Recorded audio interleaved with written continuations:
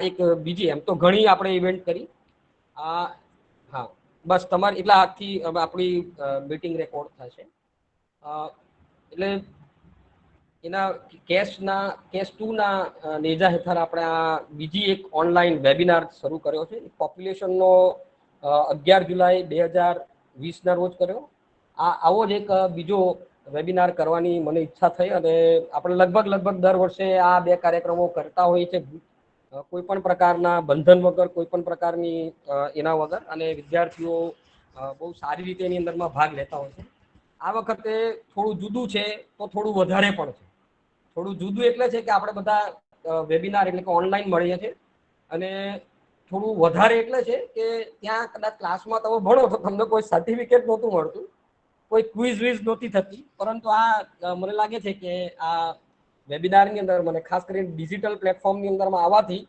તમે હાજર તો રહી શકો છો ને હાજર રહ્યા પછી જો તમે કોઈ ક્વિઝ કે ફીડબેક કેવું કે કાંઈ આપો તો એને તમને સર્ટિફિકેટ પણ તમને મળે છે એટલે એ દ્રષ્ટિએ પણ હું કહું છું કે કંઈક વધારે કંઈક વધુ તમને આની અંદરમાં પ્રાપ્ત થઈ રહ્યું છે તો મૂળ વિચારધારા આવી હતી કે 19 જુલાઈ 1969 આ દિવસ મુકરર કર્યો અને બેંક નેશનલાઇઝેશન એટલે કે ભારતીય જે બેંકો હતી લગભગ 14 મોટી એવી ભારતીય બેંકો એનું નેશનલાઇઝેશન કરવામાં આવ્યું તો મારા આખા જે આ લેક્ચરની જે રૂપરેખા હું તમને આપું તો હું એમ કહી શકું કે એમાં હું શું શું લેવા માંગુ છું એમાં હું સૌપ્રથમ તો આપણા બેંકની વાત કરવા માંગુ છું બેંક શું છે એની આપણે વાત કરીએ છીએ ત્યારબાદ બેંકની વાત કર્યા બાદ કઈ રીતે બેંકને આપણે એ કરી શકીએ બેંકની અંદરમાં આવતા ફેરફારો જે છે એ કઈ રીતે ધ્યાનમાં લઈ શકીએ અને રાષ્ટ્રીયકરણની જે વાત હતી મૂળ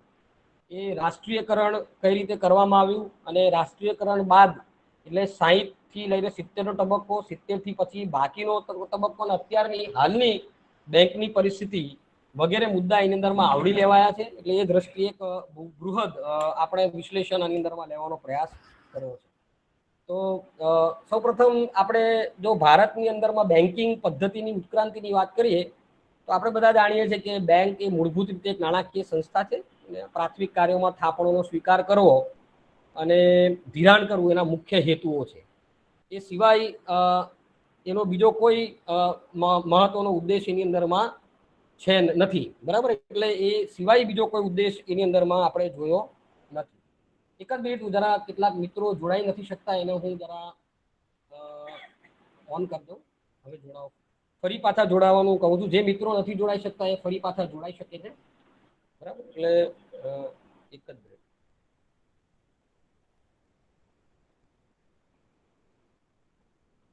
જસ્ટ મિનિટ હા થોડું ટેકનિકલ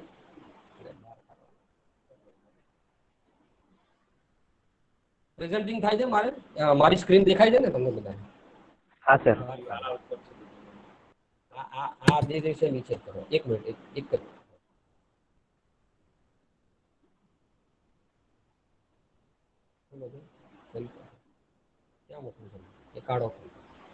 ઓકે તો આઈ એમ પ્રેઝન્ટિંગ મેં લગભગ બધું સ્વિચ ઓન જ છે મારે એટલે જે નથી જોડાઈ શકતા એ બધા પણ ફરી પાછા જોડાઈ શકશે એવી વાત છે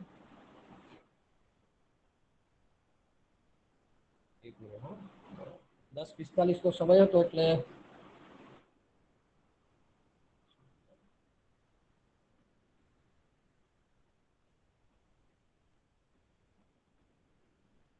ઘણા હજી જોડાઈ નથી શક્યા એટલે એનો મને એ આવે છે તમે કોડ થી જોડાવા પ્રયત્ન કરો જે નથી જોડાઈ શકતા એ કોડ થી જોડાય તો પણ ચાલશે જોડાઈ શકશે મારી સાથે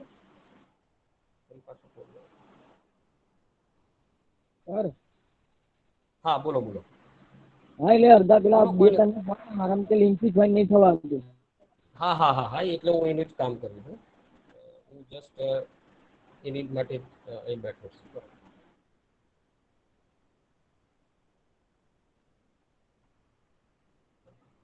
એટલે એક થોડું ટેકનિકલ એ છે હું એનું રિઝોલ્વ કરું છું લગભગ એટલે એ લોકોને કહો કે જે નથી જોડાઈ શકતા એ ફરી પાછા એ કરીને ફરી પાછા જોડાય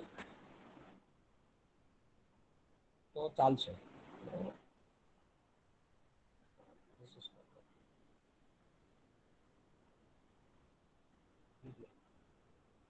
મીટિંગ કોડ જે મેં આપ્યો છે ને KSF, બરાબર, એ મીટિંગ કોડ થી કેટલાક જોડાય, કારણ કે ડાયરેક્ટ જોડાવાતું નથી, એટલે KSF RQF આ જે RQYF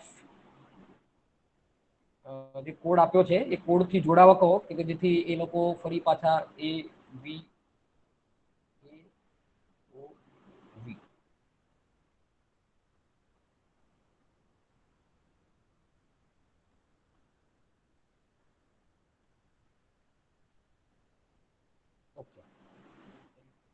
આપણે એક જ મિનિટ જરા હું આ મીટિંગ ઓફ કરી ફરી પાછી ઓન કરું છું, બરાબર. કોઈ ટેકનિકલ ગીચ આવી છે એટલે જે કેટલાક જોડાઈ નથી શકતા, એટલે હું જરા 2 મિનિટ માટે હું મીટિંગ ઓફ કરું, તમે બધા ફરી પાછા જોડાજો, બરાબર. બધાને વિનંતી કે ફરી પાછા આપણે જોડાઈએ, થોડી વાર માટે મીટિંગ બંધ કરી ફરી પાછું શરૂ કરું, બરાબર.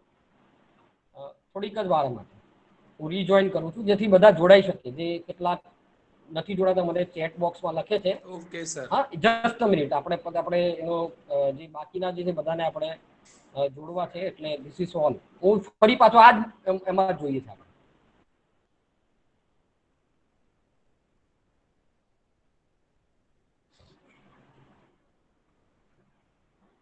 એક જ મિનિટ, આ મીટિંગ ફરી પાછી એ જ મીટિંગ આપણે જોઈન કરીએ છીએ બધા.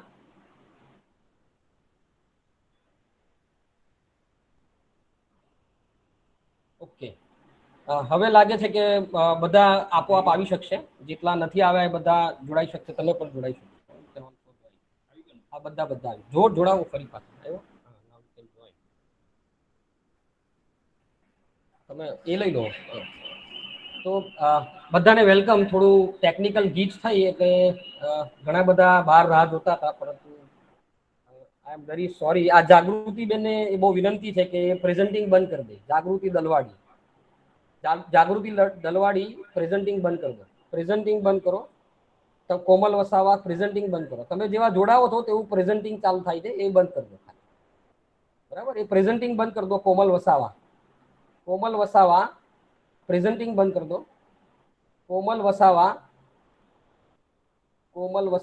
પ્રેઝન્ટિંગ બંધ કરી દો. તો મારે તમને બહાર મૂકી દેવા પડશે. કોમલ વસાવા, મારે આ ચાર એટલે કોમલ વસાવા કોમલ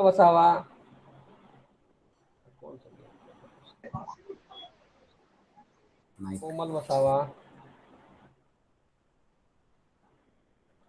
એક જ મિનિટ. હા, ઓકે. તો થેન્ક યુ કોમલબેન, તમે તમારો આભાર કે તમે એ કર્યું. સરસ. હવે આપણે મૂળ વાત પર આવીને જોડાઈએ આપણી ચર્ચા પર. એટલે બેંક મૂળભૂત રીતે, આભાર તમારો બધાનો. બેંક મૂળભૂત રીતે એક નાણાકીય સંસ્થા છે જેના પ્રાથમિક કાર્યોમાં થાપણોનો સ્વીકાર કરવો અને ધિરાણ માટે એ થાપણોનો ઉપયોગ કરવો. એટલે એ મૂળભૂત રીતે શું છે? કડી છે જેની પાસે વધારે નાણાં છે અને જેને નાણાંની જરૂરિયાત છે, મૂડીની જરૂરિયાત છે, એ વચ્ચેની એક કડી સમાન આપણે કહી શકીએ. બેન્કિંગ વ્યવસ્થાનો જો આપણે ઇતિહાસ તપાસીએ તો 1770માં બેંક ઓફ હિન્દુસ્તાનથી ભારતમાં બેન્કિંગની શરૂઆત થઈ. અને આપણે જાણીએ છીએ અત્યારે કે સ્ટેટ બેંક ઓફ ઇન્ડિયા, જે આજે સ્ટેટ બેંક ઓફ ઇન્ડિયાના નામથી ઓળખાય છે, એ સૌથી મોટી અને સૌથી જૂની બેંક જે અસ્તિત્વમાં હજી પણ છે. 1806માં બેંક ઓફ કલકત્તા તરીકે એની શરૂઆત થઈ હતી, બેંક ઓફ ઇન્ડિયાની, સ્ટેટ બેંક ઓફ ઇન્ડિયાની. 1809માં એનું નામ બદલીને બેંક ઓફ બંગાળ કરવામાં આવ્યું. 1921માં બે બેંકો, બેંક ઓફ મદ્રાસ અને બેંક ઓફ બોમ્બેના સંયોજનથી આપણે જે ઇમ્પિરિયલ બેંક, જે બહુ ફેમસ નામ છે, એનાથી એ નવી બેંકની શરૂઆત થઈ. સ્વતંત્રતા બાદ એટલે કે 1955માં એને ફરી પાછું નામ બદલવામાં આવ્યું. એટલે જે ઇમ્પિરિયલ બેંક છે એનું નામ બદલીને સ્ટેટ બેંક ઓફ ઇન્ડિયા આપવામાં આવ્યું. આ ખાસ યાદ રાખજો તમે. બેન્કિંગ વ્યવસ્થાનો જો થોડો ઇતિહાસ આપણે તપાસીએ તો 1960માં ભારતની સ્ટેટ બેંકોને સ્ટેટ બેંક ઓફ ઇન્ડિયા, એટલે જેની સબસિડરી, આજે મોટે ભાગની જેટલી પણ સબસિડરી બેંકો છે, એટલે સ્ટેટ બેંક ઓફ ટ્રાવણકોર હતી, સ્ટેટ બેંક ઓફ સૌરાષ્ટ્ર હતી, એવા જે જુદા જુદા જે રજવાડાઓ હતા અને રજવાડાઓની જે બેંકો ચાલતી હતી, એ બધી જ બેંકો, અને તો લગભગ ત્યારબાદ પણ જેટલી બેંકો હતી, જેમ કે સ્ટેટ બેંક ઓફ પંજાબ ને વગેરે વગેરે, એ બધી બેંકો આજે મર્જ કરી અને એક subsidiary bank state Bank of India આપણે અત્યારે છે. અને એનો એક એક્ટ પાસ કરવામાં આવ્યો હતો. એ એક્ટ હતો 1959.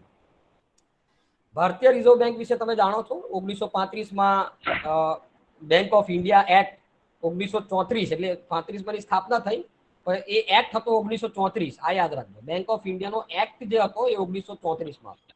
અને ત્યારબાદ આપણે બે પ્રકારની વ્યવસ્થા બેન્કિંગ વ્યવસ્થા માટે શરૂ કરી. અને એના માટે આથી એટલે કેટલીક અનુસૂચિત બેંકો હતી, જેને આપણે શિડ્યુલ બેંક કહીએ છીએ, ને કેટલીક બિન અનુસૂચિત બેંકો. એકચ્યુઅલી જે 12B જે રિઝર્વ બેંક ઓફ ઇન્ડિયાનું જે શિડ્યુલ છે, એમાં જે બેંકો નોંધાયેલી છે એને આપણે શિડ્યુલ બેંક તરીકે ઓળખીએ છીએ. અનુસૂચિત બેંકોની મેં તમને જે વાત કરી તેમ એ Reserve Bank of India Act 1934ની બીજી સૂચિ હેઠળ સમાવવામાં આવી છે. એ ઉપરાંત આપણે રાષ્ટ્રીયકૃત બેંકો એમાં આવે, સ્ટેટ બેંક ઓફ ઇન્ડિયા આવે, એની સહયોગીઓ આવી જાય. પ્રાદેશિક ગ્રામ્ય બેંકો એટલે જેને આપણે આરઆરબી કહીએ છીએ, એ પણ અનુસૂચિત બેંકોના જે એ છે એમાં એનો સમાવેશ થાય છે. ખાનગી બેંકો પણ એમાં આવે છે, વિદેશી બેંકો પણ એમાં આવે છે. 1949ની અંદરમાં આપણે બેન્કિંગ રેગ્યુલેશન એક્ટ પસાર કર્યો અને આપણે બે નવી જે શ્રેણી પાડી છે, અનુસૂચિત બેંક અને બિન અનુસૂચિત વ્યાપારી બેંક, એવા બે વિભાગો આપણે પાડ્યા છે. એ આપણે પ્રાપ્ત થાય.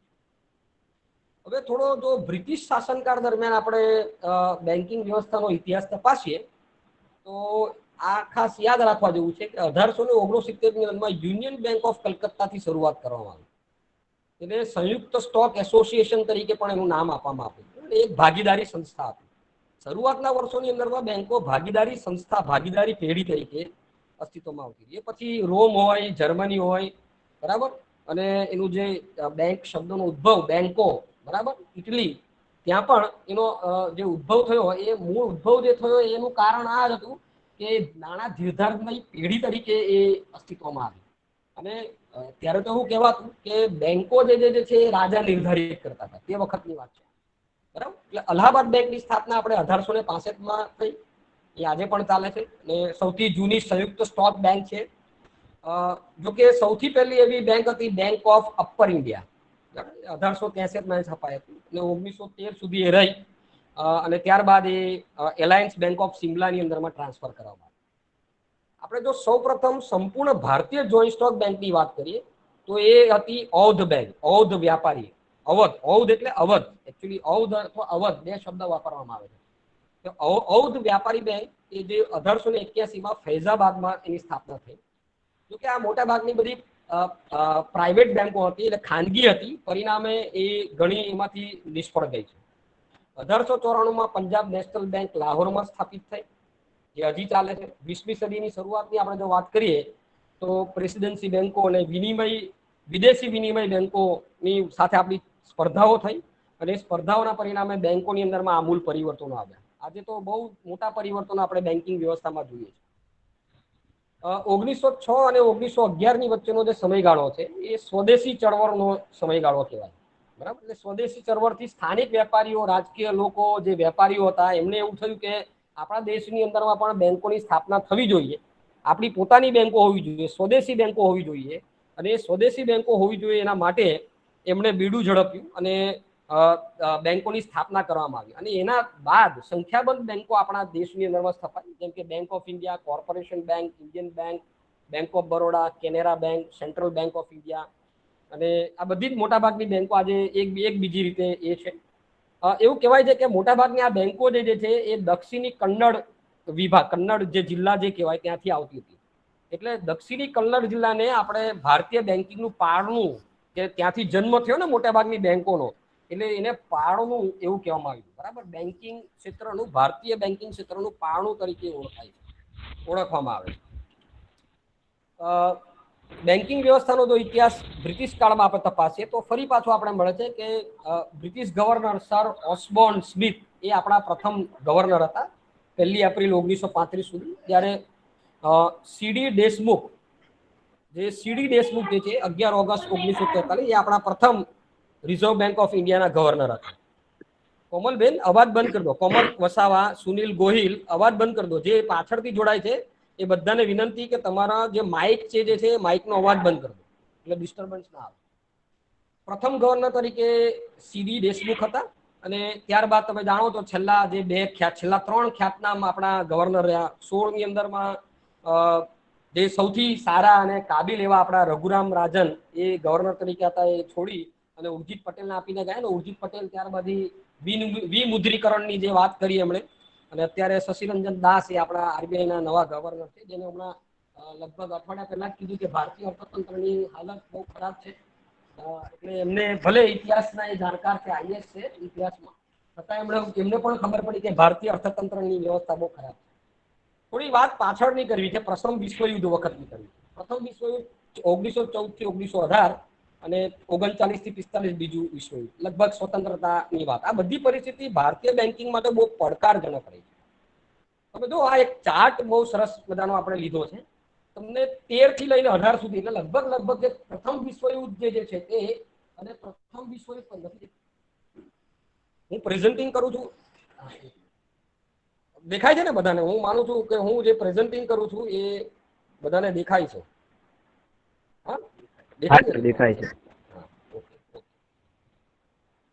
Just a minute. હા, હું અમારા એક મિત્રને દેખાતું નથી એટલે સ્ક્રીન એટલે 13 ની અંદરમાં 12 બેંકો, 14 માં 42. આમ જુઓ તો લગભગ જેમ જેમ વિશ્વયુદ્ધ પૂરું થયું તેમ તેમ બેંકો નિષ્ફળ જતી રહી. બધી ખાનગી બેંકો, હા, આ બધી ખાનગી બેંકો ટોટલ કરીએ તો લગભગ 94 બેંકો આ પ્રથમ વિશ્વયુદ્ધ પછી નાદાર થઈ. બરાબર? એટલે તોફાની એવું રહ્યું કે આર્થિક પ્રવૃત્તિઓ એટલી બધી ખરાબ રીતે થઈ છતાં આપણા અર્થતંત્રો ભાગી પડ્યા. 1913 થી 18 વચ્ચે જો ટોટલ કરો તો લગભગ 94 બેંકો નિષ્ફળ ગઈ પ્રથમ વિશ્વયુદ્ધના સમયગાળા અને બાદના સમયગાળા. આપણે જે 47માં આપણે આઝાદી મળી, પણ વિભાજન દ્વારા વિવિધ રાજ્યોની અંદરમાં, ખાસ કરીને પંજાબ, પશ્ચિમ બંગાળ, એમાં એટલી બધા અર્થતંત્ર પર પ્રતિકૂળ અસરો થઈ કે બેન્કિંગ પ્રવૃત્તિઓ આખી લકવાગ્રસ્ત થઈ. એટલે સ્વતંત્રતા તો ભલે મળી, પરંતુ બેન્કિંગને મુક્તિનો અંત આવી ગયો કહેવાય. આપણે ભલે સ્વતંત્ર થયા પણ બેંકની મુક્તિનો અંત આવ્યો એવું જોવા મળ્યું. કેમ? કારણ કે ભારત સરકારે રાષ્ટ્રના આર્થિક જીવનમાં સક્રિય ભૂમિકા ભજવવાના પગલા લીધા. તમને ખબર છે 48 ની અંદરમાં આપણે જ્યારે એ કર્યું ત્યારે આપણે મિશ્ર અર્થતંત્રની વાત કરી અને ઔદ્યોગિક નીતિની વાત કરી, જ્યાં સહઅસ્તિત્વ હોય, ખાનગી ક્ષેત્રનું પણ અસ્તિત્વ હોય, જાહેર ક્ષેત્રનું પણ સહઅસ્તિત્વ હોય. અને એવી જ રીતે જો થોડું આપણે તપાસીએ કે 1935 ની અંદરમાં આપણી રિઝર્વ બેંકની સ્થાપના અને 1948 નો અંદર જે થોડીક શરતો અને 1949 ની અંદરમાં આપણી રિઝર્વ બેંકનું રાષ્ટ્રીયકરણ થયું પહેલું. આ યાદ રાખજો, દેશની અંદરમાં પહેલું રાષ્ટ્રીયકરણ જે રિઝર્વ બેંકનું થયું 1949. એટલે આપણે 1949 બેન્કિંગ રેગ્યુલેશન એક્ટ પણ ઘડ્યો અને એના હેઠળ જે આપણે કહીએ ને જે મધ્યસ્થ બેંકનું જે બિરુડ આપણી દેશની અંદરમાં રિઝર્વ બેંકને આપ્યું, જેને બેંકોનું નિયમન, નિયંત્રણ, નિરીક્ષણ કરવાની સત્તા આપવામાં આવી. હવે આ બેન્કિંગ રેગ્યુલેશન એક્ટમાં એવી જોગવાઈ કરવામાં આવી છે કે આરબીઆઈ પાસેથી લાયસન્સ વિના પણ નવી બેંક અથવા હાલની બેંકની શાખા ખોલી શકશે નહીં. આજે પણ એ છે. બે બેંકો, બીજું પણ એક છે અગત્યનું કે બે બેંકોની અંદરમાં સામાન્ય ડિરેક્ટર્સ ના હોય. કોઈ બે બેંક હોય એની અંદરમાં ડિરેક્ટર સામાન્ય હોવા જોઈએ, કારણ કે એના કારણે હિતોનો ટકરાવ થતો હોય. એટલે તમે જો અત્યારે છેલ્લું સરકારે ગાઈડલાઈન આપી અને રિઝર્વ બેંકે પણ કીધું, તો આપણી જે મોટે ભાગની જે કોઓપરેટિવ બેંક છે એ કોઓપરેટિવ બેંક્સના પણ ઘણા ડિરેક્ટર્સથી લઈને ઘણી બધી નિયમનકારી રૂલ્સ, રેગ્યુલેશન્સ, નીતિ નિયમો આપણે ઘડ્યા છે. અને મોટે ભાગની જે આપણી કોઓપરેટિવ બેંક છે એ પણ હવે આરબીઆઈના પેલા એકદમ જાપ્તાની અંદરમાં આવી ગયા. એમ તો છે જ, પરંતુ ડિરેક્ટર સમાજ જે સ્વતંત્ર નિર્ણયો લઈ શકતા હતા, લોનો આપી શકતા હતા, એ વગેરે પર નિયંત્રણ આવવા જઈ રહ્યું છે. બહુ સારી બાબત છે. 1960ના દાયકામાં આપણે વિચારીએ તો બેંકોનું જે રાષ્ટ્રીયકરણ થયું એ 60ના પ્રારંભિક વર્ષો હતા. એટલે સ્ટેટ બેંક સિવાય તમામ બેંકો ખાનગી વ્યક્તિઓ દ્વારા માલિકી અને સંચાલિત હતી. 60ની વાત કરું એટલે ભારત સરકારે એક વહીવટી બેન્કિંગ કંપનીઓ અધ્યક્ષનો સંપાદન અને સ્થાનાંતરણનો વટહુકમ 1969 જે તમને કહું છું 19 જુલાઈ એના જે આપણે 51મું વર્ષ ઉજવીએ છીએ, ગયા વર્ષે 50 વર્ષ પૂરા થયા, એટલે કે આપણે ગોલ્ડન જુબલી ગયા વર્ષે ઉજવી અને આજે આપણે 51મા વર્ષમાં સમય દાખલ થયા. જે વ્યાપારી બેંકોનું જે રાષ્ટ્રીયકરણ થયું તે અત્યારે શા માટે આ એક મુદ્દો લેવામાં આવ્યો છે કે સરકાર ખાનગીકરણ તરફ જઈ રહી છે, તો શું તે વખતે આપણે રાષ્ટ્રીયકરણ કરીને કોઈ ભૂલ કરી આ 50 વર્ષોની અંદરમાં 51, એ તપાસવાનો આપણો એક ઉદ્દેશ છે. અને એક બહુ સરસ મજાની વાર્તા આપણે લઈએ. તો વ્યાપારી બેંકોનું જે રાષ્ટ્રીયકરણ થયું એમાંથી લગભગ 85% બેંકોની ડિપોઝિટ હતી. જે રાષ્ટ્રીયકરણ થયું, જે 14 બેંકોની રાષ્ટ્રીયકરણ થયું, એની પાસે 85% જેટલી બેંક ડિપોઝિટ હતી દેશની. વિચાર કરો. સૌપ્રથમ વિચાર આવે કે આ રાષ્ટ્રીયકરણમાં સૌથી મોટો ભાગ કોને ભજવો? તો કે ભાઈ ઇન્દિરા ગાંધી, આપણા પ્રથમ અને સ્ત્રી પ્રધાનમંત્રી અને બહુ આયર્ન લેડી તરીકે ઓળખાય. તો એની સ્ટોરી તમે આપણે જ્યારે હું ગમે તે સ્ટોરી નથી કરતો, આ એક આખી રિસર્ચ બેઝ વાર્તા જે છે, રિસર્ચના આધારે, સંશોધનના આધારે તૈયાર કરેલું એક આખું આ મારું પ્રેઝન્ટેશન છે. તો શા માટે ઇન્દિરા ગાંધી એ નેશનલાઇઝ બેંક નેશનલાઇઝ કરી? આ અલ્હાબાદ બેંક છે, અને અલ્હાબાદ બેંક આજે પણ અસ્તિત્વમાં છે. મેં તમને વાત કરી તેમ 2020 ની અંદરમાં આપણે 51મું વર્ષ ઉજવી રહ્યા છે. 14 મોટી ખાનગી બેંકોનું રાષ્ટ્રીયકરણ કરવાનો નિર્ણય લીધો. તો કેમ લીધો? તો કે ભાઈ પહેલેથી જ 1955માં જ ઇમ્પિરિયલ બેંકનું રાષ્ટ્રીયકરણ, જેને આપણે સ્ટેટ બેંક ઓફ ઇન્ડિયા તરીકે નામકરણ આપ્યું, કે એના એ નિર્ણયથી લગભગ 80% બેન્કિંગ સંપત્તિને રાજ્યના નિયંત્રણમાં આવી હતી. 55 થી જ આવી હતી. કેવી રીતે? કેમ? કારણ કે ઇમ્પિરિયલ બેંક જે હતી, state Bank of India, A largest bank હતી તે વખતે, અને 80% સંપત્તિ ધરાવતી હતી. એટલે ઓલરેડી સરકાર પાસે 80% બેન્કિંગ પર નિયંત્રણ તો આવી જ ગયું હતું. તો પછી તમારે હવે પછી શા માટે રાષ્ટ્રીયકરણ કરવું પડ્યું? તો આપણે જરા તપાસીએ કેમ કરવું પડ્યું. 1947 પછી કોઈ પણ સરકાર, એવું કહેવાય છે, રિઝર્વ બેંક ઓફ ઇન્ડિયાનો ઇતિહાસ છે, એક રિપોર્ટ છે, તમે જોજો એનો રિપોર્ટ, જ્યારે આરબીઆઈ ની સાઇટ પર જોજો તો રિઝર્વ બેંક ઓફ ઇન્ડિયાના ઇતિહાસનો એક રિપોર્ટ છે. તો 47 પછી કોઈ પણ સરકારે લીધેલા એકમાત્ર મહત્વપૂર્ણ આર્થિક નિર્ણય એ રાષ્ટ્રીયકરણનો છે, બેંક રાષ્ટ્રીયકરણ એવું કહેવાય. જો એ એમ કહે છે કે 1991માં જે સુધારા કર્યા ને, એના કરતા પણ અગત્યનો નિર્ણય આ રાષ્ટ્રીયકરણનો હતો, અને એટલે આપણે ઉજવીએ છીએ. લોકો સમજતા નથી, બરાબર? આજે આપણે, તમે જો ગઈકાલના પેપર વાંચશો તો ગઈકાલના પેપરની અંદરમાં જે જાહેર ક્ષેત્રની બેંકો છે એની લગભગ 2 કરોડ અને 17 કે 18 કરોડ, 2.18 લાખ કરોડ જેટલું ડૂબત લેનું માંડી વાળું છે. અને એમાં 6 કંપનીઓ આપેલી છે. 6 કંપનીઓમાં એક કંપનીની વાત કરવામાં આવી છે. એક કંપની હતી આલોક ઇન્ડસ્ટ્રીઝ. એ આલોક ઇન્ડસ્ટ્રીઝ રિલાયન્સે ટેક ઓવર કરી. આલોક પાસે આપણી જે જાહેર ક્ષેત્રની બેંકો છે એના 30,000 કરોડ લેવાના હતા, એને ફક્ત 5,000 કરોડ આપ્યા. તો બાકીના કેટલા આપણે માંડવાળ કરવા પડે? 25,000 કરોડ માંડવાળ કરવા પડ્યા. એ કોના પૈસા છે? તમારા મારા બધાના પૈસા. એટલે આવતીકાલે તમે જોજો, આ જે જાહેર ક્ષેત્રની બેંકો છે એ આ રાષ્ટ્રીયકરણનો દિવસ ઉજવવાના છે. એ લોકો એમ કે છે કે અમે લોકો માટે તમારી થાપણો સાચવવા માંગીએ છીએ, સરકારોને એલર્ટ કરવા માંગીએ છીએ કે આ રીતે આડેધડ તમે જે ફાઇનાન્સ કરો છો અને પછી દુબત લેનું કરવું પડે છે. બેંકોએ નફો નથી કરતો એવું નથી. બેંકોએ 1,67,000 કરોડનો નફો કર્યો છે, પરંતુ એની સામે 2,70,000 કરોડના દુબત લેણા આપવા પડ્યા. પરિણામે એનો નફો એક ખોટમાં પરિણમ્યો છે. કોમલ વસાવા, તમને બીજી વખત કહું છું, તમારો જે માઇક છે બંધ કરી દો, કોમલ વસાવા, નહીં તો હું તમને અહીંથી મીટિંગમાંથી બહાર કાઢી દઈશ. કોમલ વસાવા, હા, આગળ વધીએ. કોમલ વસાવા, તમારો જે છે મ્યુટ કરો. ઓકે, આગળ વધીએ. એટલે 1991ના પરિણામો સુધારણા કરતા પણ બેંક રાષ્ટ્રીયકરણ એ બહુ મહત્વનું પરિણામ છે એવું આ કહે છે. બેંકોના રાષ્ટ્રીયકરણ આપવાનું કારણ આઝાદી પછીના ભારત સરકારે અપનાવેલા સમાજવાદના લક્ષ્યો એવું કહેવામાં આવે છે. હવે તમે આરબીઆઈ નો ઇતિહાસ તપાસો તો કહેવાય છે કે 1948 થી જ આપણે કોંગ્રેસ એમને વીમા કંપની રાષ્ટ્રીયકૃત કરવાની વાત કરી છે 56 ની અંદરમાં. એટલે જ આપણે ભારતીય જીવન વીમા નિગમ જે છે એનું રાષ્ટ્રીયકરણ કરી દીધું. 1955 કેસને બાદ કરતા 1969 સુધી આપણે બેંક રાષ્ટ્રીયકરણ માટે રાહ જોવું પડ્યું એવું કહેવાય છે. 1960 ની અંદરમાં રાષ્ટ્રીયકરણ કરતા પહેલા પણ કેટલીક રાજકીય ઘટનાક્રમ વિશે આપણે તપાસીએ કે શું ઘટનાક્રમ હતું. તમે જો તો આરબીઆઈ નો ઇતિહાસ એવું કહે છે કે 62 માં આપણે ચીન સાથે યુદ્ધ કર્યું. 64 ની અંદરમાં જવાહરલાલ નહેરુનું અવસાન થયું અને એના પગલે લાલ બહાદુર શાસ્ત્રીજીએ વડાપ્રધાન તરીકે નિમણૂક થઈ. એમને ટૂંક જ સમયમાં 65 ની અંદરમાં પાકિસ્તાન સાથે યુદ્ધ કર્યું અને ઓચિંતું જ 1966માં શાસ્ત્રીજીનું અવસાન થયું. તમે જો આખા 60ના આ દશકા દરમિયાન, 60 થી 70 ના દશકા દરમિયાન આટલી બધી રાજકીય ઉથલ પાથલો થઈ, જેના પગલે ઇન્દિરા ગાંધી વડાપ્રધાન બન્યા 66માં. હવે સત્તાધારી ભારતીય રાષ્ટ્રીય કોંગ્રેસ છે એની પછીની જે ચૂંટણી થઈ 1967 ની, એમાં એમને 520 માંથી ખાલી 283 જ બેઠકો મળી, જે 1962 ની અંદરમાં 494 સીટ મળી હતી. એમને એની સરખામણીએ ઘણી ઓછી હતી. બીજું 7 રાજ્યોની અંદરમાં એમને સત્તા ગુમાવી હતી. એટલે રાજકીય ઘટનાઓ આ યુદ્ધો સિવાય એ દરમિયાન કેટલીક આર્થિક બાબતો પણ આપણે જોઈએ. કે ભાઈ 60ના દાયકાની અંદરમાં બે દુકાળ પડ્યા હતા, એના કારણે જીડીપી જે છે તે નકારાત્મક થઈ ગઈ અને 64-65માં તો વિદેશી વિનિમયની અંદરમાં ઘટાડો થયો. આ જો તમે આ WPI નો લેખ, આ જે ગ્રાફ આખો ગ્રાફ જો, તો ગ્રાફ જે છે 60 પછી સતત ઉપર ચડતો જાય છે અને 67 પછી જેવો 68-69 ની અંદરમાં એ WPI ઘટે છે.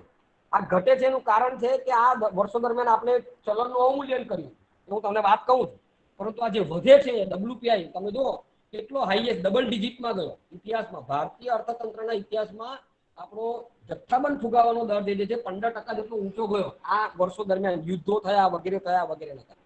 અને આપણે અત્યારે બહુ ગાય વગાડીને કહીએ છીએ કે આ COVID-19 ની અંદરમાં ભારતની જીડીપી ઘટી ગઈ. ભાઈ પહેલી વખત નથી ગઈ, આગળ પણ ઘટી છે. જોઈ લો આ 1960 ની અંદરમાં. જો આ 65-66 નું વર્ષ દેખાય છે બધાને? કોઈ હા તો કેજો મને જરા, હું જરા બધાની સાથે વાતો. હા સગુના દેખાય છે. હા સર દેખાય. વાર્તામાં મજા આવે છે ને જરા? ચલો હું આવી વાર્તા કરવા માંગુ છું. એટલે તમે જીડીપી ગ્રોથ રેટ જો 1960 નો, 60 થી લઈને 70 નો, તો 65-66 માં તો ભાઈ નેગેટિવ હતો. અત્યારે નેગેટિવ છે તેને આપણે બૂમરાંગ કરીએ છીએ. તો એવું કઈ પહેલું નથી થયું, આવું થયું છે. જ્યારે અર્થતંત્રની અંદરમાં આવી કોઈ મુસીબતો આવતી હોય છે તો ગ્રોથ રેટ તમારો દબાય, બહુ સ્વાભાવિક વસ્તુ છે. અને દબાયા પછી પાછો ઉચકાય છે. જો બીજા 2 વર્ષો 66-67 માં તો 0 છે, બરાબર, અથવા નેગેટિવ જેવો છે. એટલે જીડીપી નો વૃદ્ધિ દર ઘટ્યો, WPI ઊંચું જોવા મળ્યું, ફોરેન એક્સચેન્જ એટલે વિનિમય દર, તમે જો આ નેગેટિવ 64-65 ની આજે જે છે આ પીળા કલરની લાઈન જે છે એ ફોરેન કરન્સી એટલે કે વિદેશી હુંડિયામણની વાત કરે છે. જો તમે સતત નેગેટિવ થઈ. આ નીચે ભૂરા કલરની લાઈન છે સોનું છે, સોનાની ડિપોઝિટ છે, અને આ ટોટલ ડિપોઝિટ છે. તમે જો કેવું ઘટ્યું એ 64-65 માં. આપણી પાસે વિદેશી હુંડિયામણ જ નહોતું એ વર્ષો દરમિયાન 64-65 માં. એટલે ઘણી બધી આર્થિક મોરચે પણ આપણે, રાજકીય મોરચે પણ ખરા અને આર્થિક મોરચે પણ આપણે બહુ પીછેહટ કરી પડી. 65 માં યુદ્ધ કર્યું હતું ને આપણે પાકિસ્તાન સાથે, 62 ની અંદરમાં ચીન સાથે યુદ્ધ કર્યું હતું. એટલે આ યુદ્ધો આપણે પરવડે એવા નથી. છતાં આપણે અત્યારે યુદ્ધના રવાડે ચડ્યા છે. ચીન હોય કે ગમે તે હોય, યુદ્ધ આપણે પરવડે એવું નથી.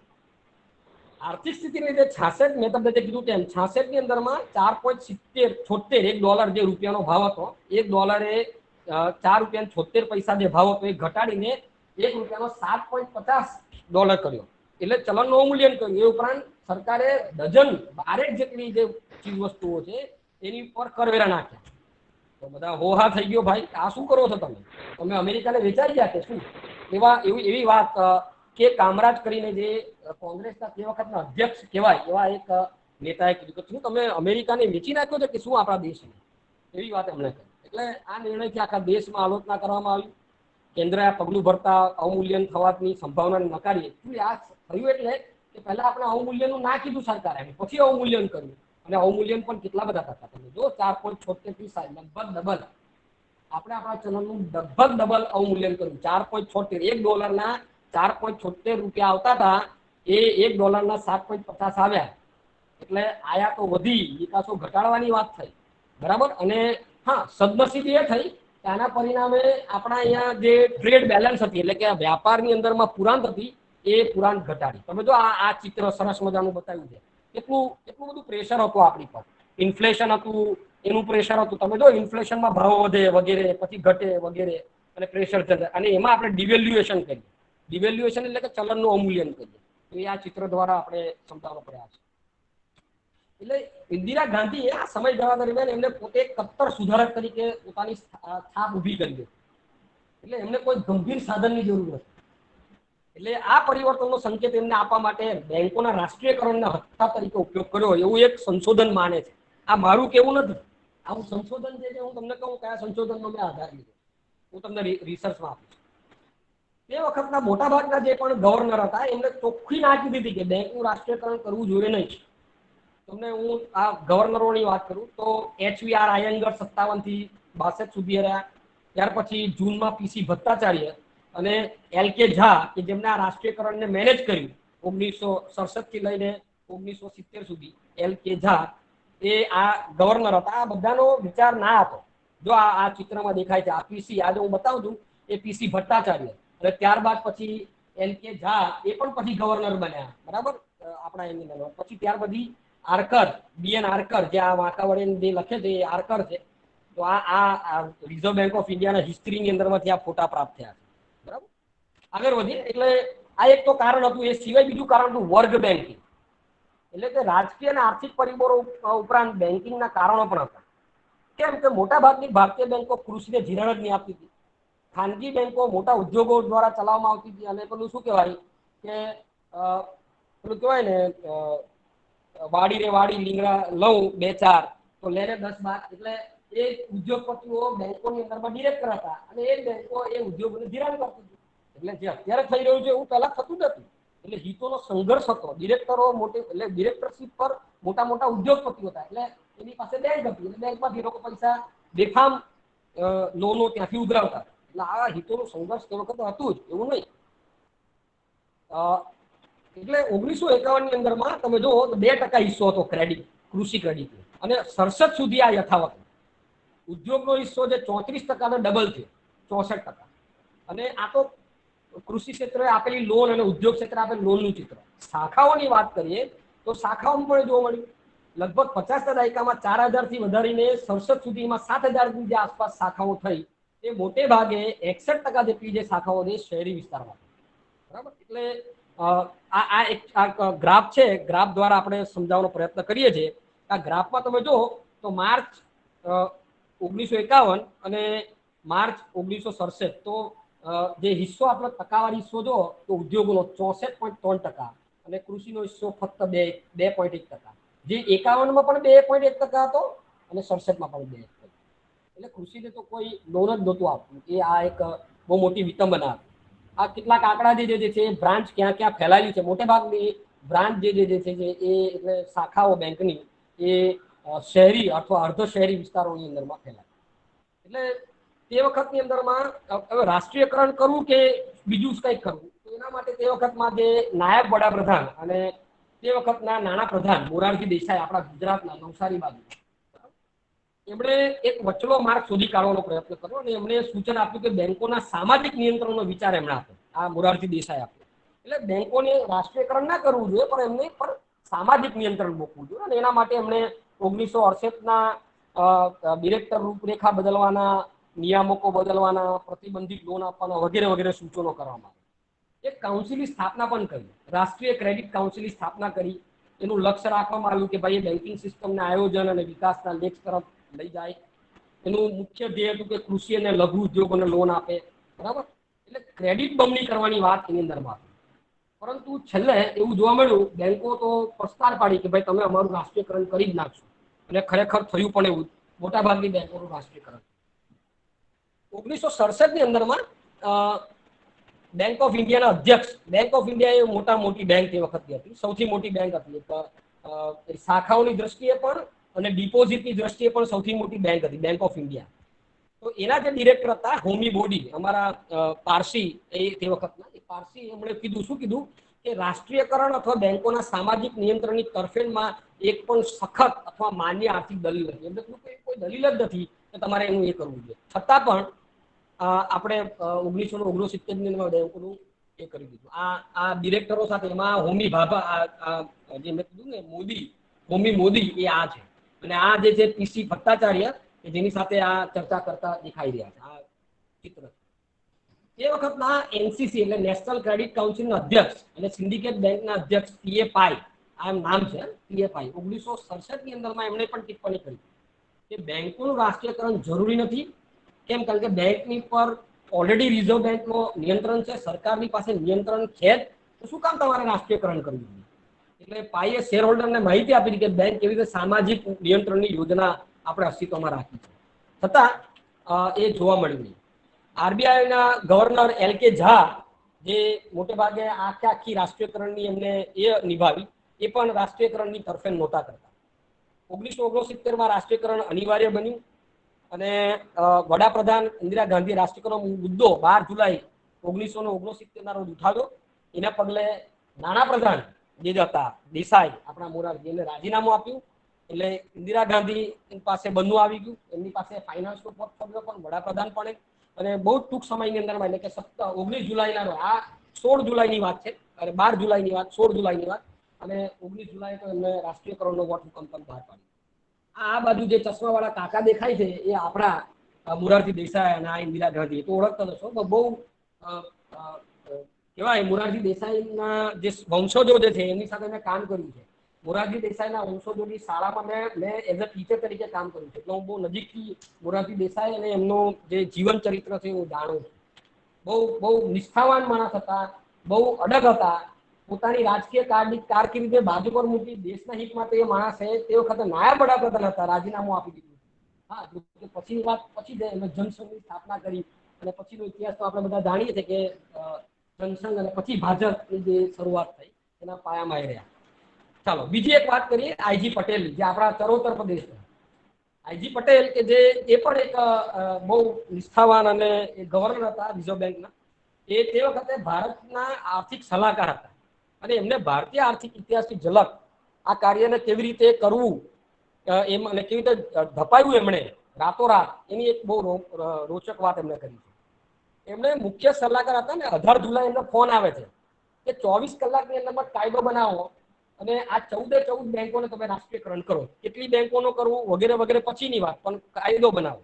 એટલે આરબીઆઈના ગવર્નર એલ કે ઝા, નાણાં મંત્રાલયના આર કે શેષાદ્રી એમની સાથે મળી આઈબી જે આપણા આઈજી પટેલ જે છે ભારત આપણા ચરોતર પ્રદેશના પટેલ, એમણે આ એક તૈયારીઓ કરી અને એમને કીધું માત્ર મોટી બેંકોનું જ રાષ્ટ્રીયકરણ કરવું, વિદેશી બેંકોને ધ્યાનમાં નથી લેવાની.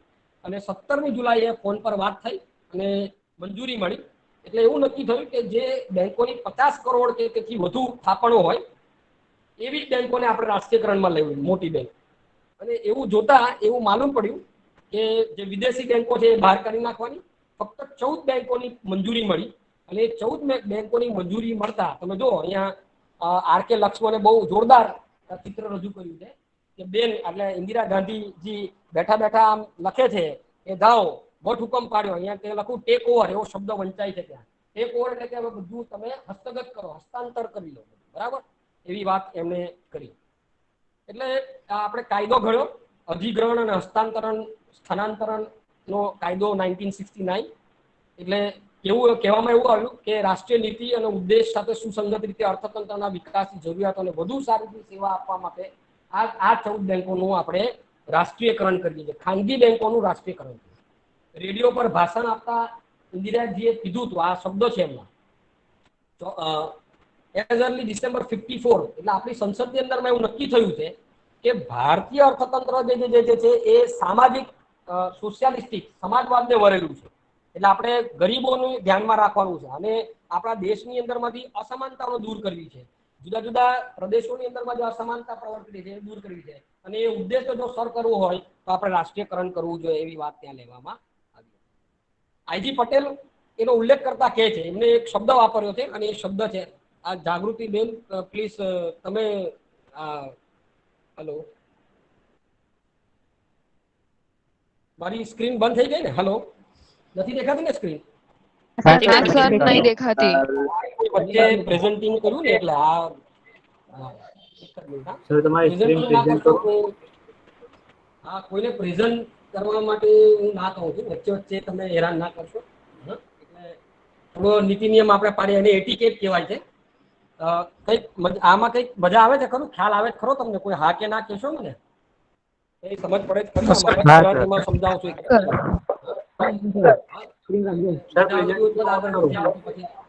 હા, બોલો બોલો, શું કહો છો સમીર, રજની? હા, પ્રેઝન્ટ દેખાડ્યું હેલો સર, સ્ક્રીન દેખાતી નથી. હા હા, એ બતાવો. એના માટે શું કરું ભાઈ? એના માટે ધંધો કરું છું. આ વચ્ચે ઓચિંતા છે ને કોઈકે પ્રેઝન્ટિંગ ચાલુ કર્યું છે એટલે મારી સ્ક્રીન જે છે ઓફ થઈ જાય, બહુ સ્વાભાવિક વસ્તુ છે. આઈ એમ રિઝ્યુમિંગ. આવી? ના સર. હા સર, થઈ ગયું. હા સર, થઈ ગઈ ચાલુ. ઓકે, ચાલુ થઈ ગયું. આભાર તમારો બધાનો. હું બધાને જોઈ શકું છું અને મને આનંદ છે કે હું બધાના ચહેરા જોઈ શકું છું. મારો ચહેરો કોઈ જોઈ નથી શકતું પણ હું બધાને જોઈ શકું છું.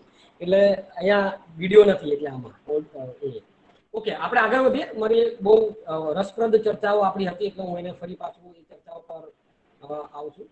દેખાય છે ને હવે?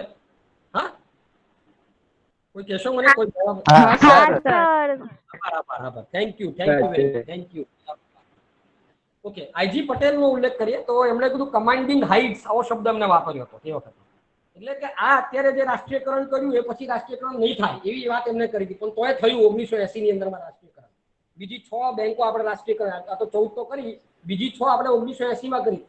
એ હું તમને કહું છું, ફરી આપણે જેમ પ્રેઝન્ટેશન આવશે તેમ તેમ કહીશું. એટલે મને લાગે છે ધીરે ધીરે આપણે આગળ વધી રહ્યા છે અને હું ઘણી તમને આગળ લઈ જઈ.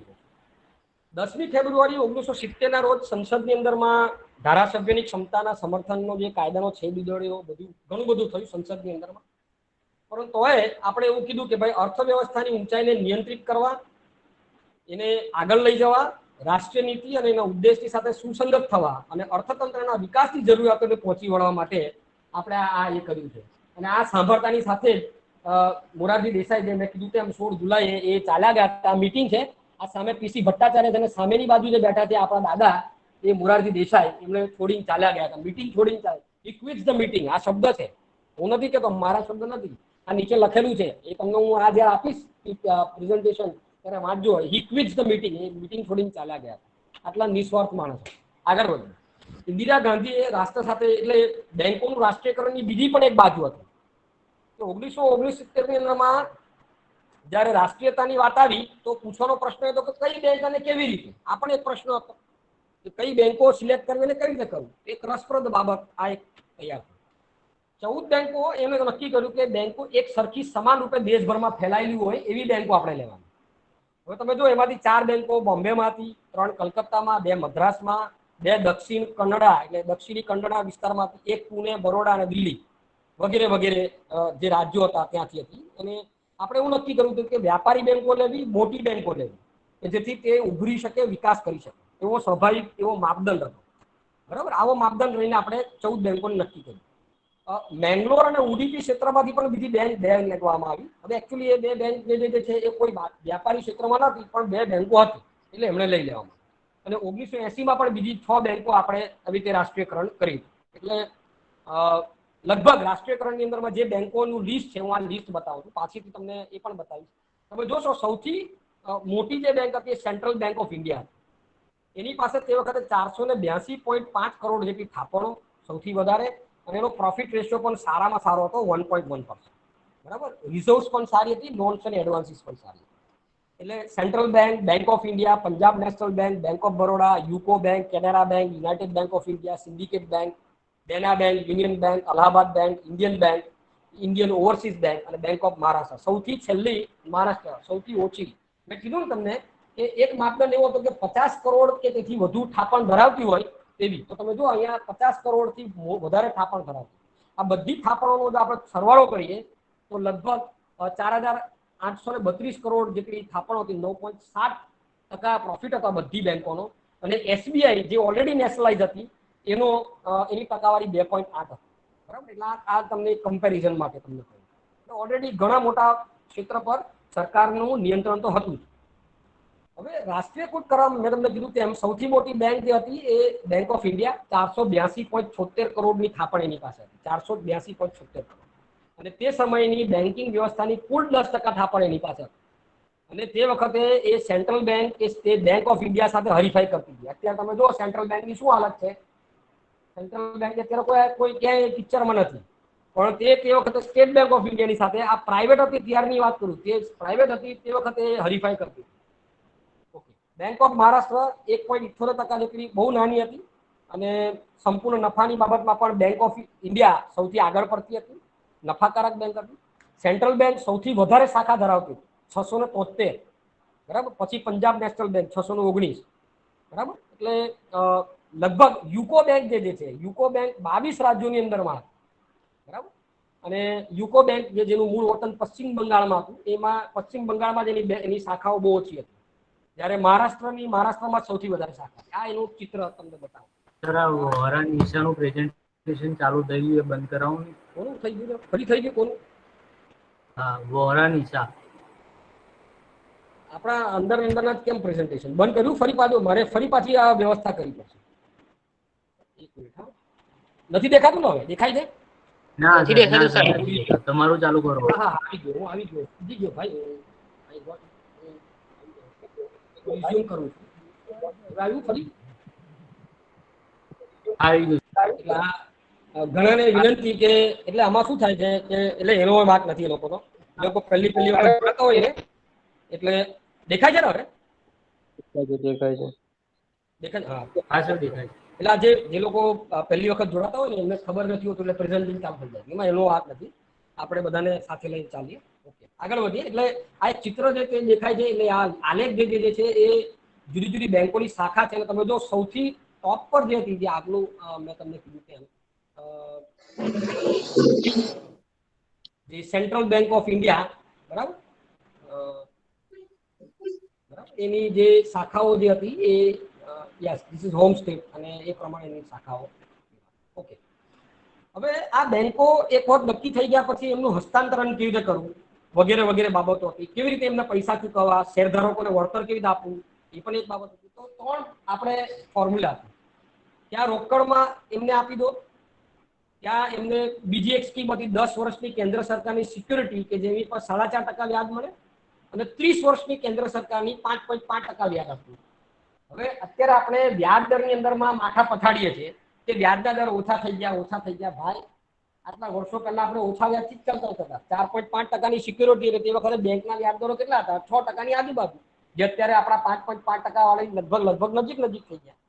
એટલે પરિસ્થિતિ કઈ પહેલા જે વખતે હતી તે અત્યારની કઈ બદલાઈ નથી. લગભગ એ પરિસ્થિતિ પર જઈ રહ્યા. હા, આપણે જો વળતરની વાત કરીએ તો અલ્હાબાદ બેંક અને ભારતીય બેંક, આ જે બે બેંકો છે એ બેંકોએ રોકડમાં વળતર લીધું, જ્યારે 10 બેંકોએ સિક્યુરિટીઝ પસંદ કરી, જ્યારે બે બેંકો હતી જે એમને સિક્યુરિટી પણ લીધી અને રોકડમાં પણ પસંદગી કરી. સૌથી વધારે જે પૈસા ચૂકવવામાં આવ્યા સેન્ટ્રલ બેંક ઓફ ઇન્ડિયાને ચૂકવવામાં આવ્યા 1750 કરોડ. આ યાદ રાખજો. રાષ્ટ્રીયકરણના સૌથી વધારે પૈસા 1750 સેન્ટ્રલ બેંક ઓફ, આ જે આખું લિસ્ટ છે તમે એનું સ્ક્રીનશોટ તરત લઈ લેજો એટલે તમને આ આંકડાઓ મળી રહે, યાદ રહે. એટલે 1750 કરોડ એટલા આપણે સેન્ટ્રલ બેંક ઓફ ઇન્ડિયાને તે વખતે સૌથી વધારે. સૌથી ઓછા ઇન્ડિયન બેંકને, ભારતીય બેંકને 230 કરોડ. હવે કેટલીક પ્રતિક્રિયાઓ આવવાની હતી. આવું થયું એટલે આવ્યું. એટલે પ્રતિક્રિયાઓ જોતા પશ્ચિમ બંગાળના મુખ્યપ્રધાન જ્યોતિ બાસુએ કીધું કે મોરારજી દેસાઈ રાજીનામું આપે સારા સમાચાર, રાષ્ટ્રીયકરણ એનાથી વધારે સારા સમાચાર. સ્વતંત્ર પાર્ટીના રાજનેતા શ્રી રાજગોપાલાચાર્યએ કીધું કે બંધારણનું છડેચોક ઉલ્લંઘન કર્યું છે. ભૂતપૂર્વ ગવર્નર સીડી દેશમુખ, બરાબર, HVR અયંગર વિરોધ દર્શાવ્યો. ફિક્કીના પ્રમુખ રામનાથ કોદારે કીધું નિર્ણય ઉતાવળ ભર્યો છે. યાદ રાખજો, ફિક્કીના પ્રમુખ રામનાથ કોદારે કીધું ઉતાવળ ભર્યો નિર્ણય છે તમારો. આ ફિક્કી એટલે federation of commerce and industries in India, FICCI. અને અટલ બિહારી વાજપેયીએ તે વખતે વિરોધ કર્યો હતો કે સંસદની બેઠક 2 દિવસમાં મળવાની છે, આટલી બધી ઉતાવળ શાની કરો છો તમે બેન, એમ કરીને કીધું બહુ સારા શબ્દોમાં. ઇન્દિરાજીએ શું કીધું? ઝડપથી અને અચાનક ચાલવું જરૂરી હતું. બરાબર, આ નિર્ણય નહીં લેવાય તો મેનિપ્યુલેશન થાય એવી લાગણી હતી. RBI નું કોચનું સંચાલન નાખુશ હતું અને રાજીનામા આપી દેશે એવું લાગતું હતું, પણ એવું કંઈ થયું. એટલે આ વાત છે, હું કઈ વાંચતો નથી અને હું IG પટેલની વાત છે, એ પણ બહુ સરસ વાત છે. એમને પણ કીધું છે, હું એમનું વાંચું છું, IG પટેલનું વાંચું છું કે nationalisation of major bank was a great success initially. શરૂઆતમાં રાષ્ટ્રીયકરણ એ બહુ વ્યાપક રીતે સફળતાપૂર્વક થયું. અને એમને કીધું apart from the political divisions from Mrs Gandhi, Shrimati ગાંધીને આના લાભો મળ્યા છે. આજે આપણે એ કર્યું તેના, તેમ છતાં આપણા દેશ માટે બહુ લાભકારક છે એવું આ IG પટેલે કીધું. હું આ 1960ના દાયકાની અંદરમાં જે આપણી 14 બેંક અને 80ના દાયકામાં જે આ 6 બેંક એટલે 14 ને 6 20 બેંક આપણે જે રાષ્ટ્રીયકરણ કરી એની હું નામ આ 14ની તો હું વાત કરી ચૂક્યો છું. આ બીજી 6 80માં કરી. Andhra bank, Punjab and Sind bank, new bank of India, Vijaya bank, corporation bank અને ઓરિયન્ટ બેંક ઓફ કોમર્સ. આ 6 બેંક પાછળથી જોડાઈ, પાછળથી આપણે એને એ કર્યું. એટલે ત્યાર પછી પણ 1993માં સરકારે પંજાબ નેશનલ બેંક સાથે ન્યૂ બેંક ઓફ ઇન્ડિયાને મર્જ કરી. અત્યારે પણ ગયા વર્ષે તમે જાણો છો ઘણી બધી બેંકોને સરકારે મર્જ કરી. એટલે 20 થી ઘટાડીને 19 કરી. આપણી જે રાષ્ટ્રીયકૃત બેંકો જે 20 હતી 19 થઈ ગઈ. અત્યારે આપણી પાસે રાષ્ટ્રીયકૃત બેંકોની સંખ્યા 12 છે. હજી આ 19માંથી બીજી 7 આપણે મર્જ કરી દીધું. હું લિસ્ટ આપું તમને. બરાબર. લગભગ 4% દરે આપણે 90ના દાયકામાં વૃદ્ધિ જોઈ બેંકોના એની અંદર. વૈશ્વિકીકરણની શું અસર થઈ ઉદારીકરણની? તો કે ભાઈ આ 90ના દાયકાની અંદરમાં સરકારે ઉદારીકરણની નીતિ અપનાવી અને ઉદારીકરણની નીતિના પરિણામે નાની સંખ્યામાં ખાનગી બેંકોને પરવાના આપણે આપ્યા. ન્યૂ જનરેશન ટેકનો સેવી બેંકો તરીકે નવી બેંકો આવી. ગ્લોબલ ટ્રસ્ટ બેંક કરીને નવી બેંક જે સ્થપાઈ, જે પાછળથી ઓરિએન્ટલ બેંક સાથે મર્જ થઈ. યુટીઆઈ બેંક પહેલા હતી, એને પાછળથી આપણે એક્સિસ બેંક તરીકે ઓળખીએ છીએ. પછી આઈસીઆઈસીઆઈ બેંક, જે પહેલા આઈસીઆઈસીઆઈ જે કોર્પોરેશન હતું, industrial credit and investment corporation હતું, એને એક ખાનગી બેંક તરીકે આઈસીઆઈસીઆઈ બેંક તરીકે સ્થાપના થઈ. એચડીએફસી પણ પહેલા ખાનગી ફંડ હતું, housing development finance corporation, HDFC એવું નામ છે. એને આપણે બેંક તરીકે અત્યારે જોઈએ છે ને. પ્રાઇવેટ બેંકોની અંદરમાં સૌથી મોટી બેંક તરીકે ઉભરી છે એચડીએફસી બેંક. આ બેંકો આવવાથી જે જાહેર ક્ષેત્રની બેંકો છે એની વચ્ચે હરીફાઈઓ થઈ, એ લોકો સેવા આપતા થયા, નવી સેવાઓ ઉમેરાતી ગઈ, આપણે ઓનલાઈન બેન્કિંગનો લાવો મળતો ગયો અને તમે જો આજે તો લગભગ બેઠા આપણે એ બેન્કિંગ લઈએ છીએ. એટલે ઉદારીકરણ અને વૈશ્વિકરણમાં અર્થતંત્રમાં ઝડપથી વૃદ્ધિ થઈ. ભારતીય બેન્કિંગ ક્ષેત્રમાં પણ પુનરુદ્ધાર થયો. તમામ 3 ક્ષેત્ર, સરકારી બેંકો, ખાનગી બેંકો અને વિદેશી બેંકો બધી જ મજબૂત રીતે આગળ વધી. નવી નીતિએ બેન્કિંગ ક્ષેત્રને સંપૂર્ણ રીતે હચમચાવી દીધા. આપણે 4-6-4ની પદ્ધતિથી આપણે કામ કરતા હતા, જે બદલાઈ. 4-6-4ની પદ્ધતિ એટલે એવું, 4% પર ઉધાર લેવું, 6% પર ઉધાર આપવાનું અને 4% ઘરે લઈ જવાનું. આને 4-6-4ની પદ્ધતિ કહેવામાં. એમાં બદલાવ આવ્યો. કેમ? કારણ કે નવી બેંકો આવી, એ આ 4-6-4ની પદ્ધતિને એ લોકો તો 0.5% પર પણ લોન આપી દે. અડધો તો કોઈ લોકોને મળતા હોય તો એ લોકો લોન આપી દે. એટલે પરંપરાગત જે આ લોન આપવાની જે પ્રક્રિયા હતી એની પર પૂર્ણ વિરામ મુકાય. બરાબર. અને આધુનિક દેખાવા માટે તમે જો એસબીઆઈ થી લઈને બધી જ બેંકો આજે આધુનિક થઈ ગઈ. બેંકો, કોઈ પણ બેંક તમે લઈ લો, ઓલ બેંક્સ આર નાઉ મોડર્નાઇઝ બેંક. તમારે બેંકની અંદરમાં ઓછામાં ઓછા કોન્ટેક્ટથી કામ થઈ જાય છે. તમારા મોટાભાગની બેંકની એપ છે, એપ પર આજે આપણે આઈએમપીએસ કરી લઈએ છીએ, એનઈએફટી કરી લઈએ છીએ, આરટીજીએસ કરી લઈએ છીએ. આવા શબ્દો આપણે છેલ્લા 2 વર્ષની અંદરમાં, અને ખાસ કરીને 2 વર્ષ એટલે હું યાદ કરું છું 8 નવેમ્બર 2016. યાદ છે ને તમને આ દિવસ? 8 નવેમ્બર 2016. કોઈને યાદ છે આ દિવસ? 8 નવેમ્બર 2016. બોલો બોલો સાવન.